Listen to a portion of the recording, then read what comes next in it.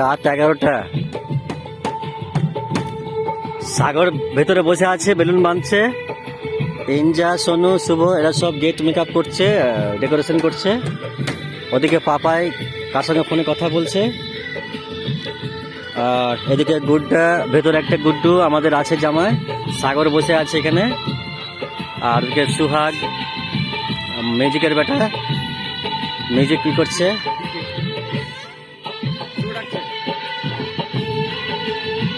এই সুহাগ, আসতে কর। কি বলছিস?